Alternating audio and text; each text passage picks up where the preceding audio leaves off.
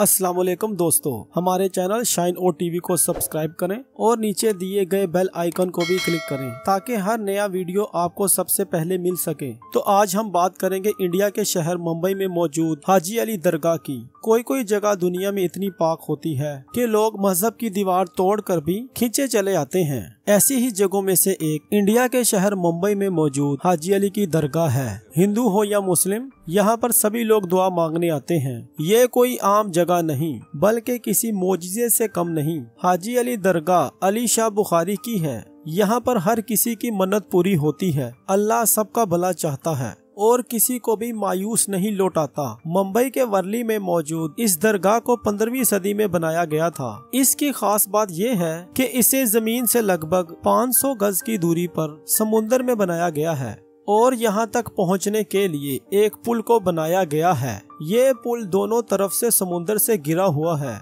और समुंदर में तूफान आने पर इसे बंद कर दिया जाता है और दरगाह में आना जाना रोक दिया जाता है। इस दरगाह का मौजज़ा ये है कि समुंदर में तूफान के वक्त इस दरगाह के अंदर एक कतरा भी पानी दाखिल नहीं होता। चढ़ते हुए समुंदर में ये नज़ारा बहुत खूबसूरत हो जाता है। क्या है हाजी अली दरगाह की तारीख? कहा जाता है कि पीर हाजी अली शाह ने निकाह नहीं किया था। एक बार वो अपनी माँ से इजाजत लेकर घर से पहली बार तिजारत के लिए निकले। तब वो मुंबई के वर्ली के इसी इलाके में रहने लगे थे। वक्त के साथ उन्हें महसूस हुआ कि वो अपनी बाकी जिंदगी इस्लाम की तबलीग में गुजारेंगे। अपने इस फैसले की खबर उन्होंने अपनी माँ को खत लिखकर दी।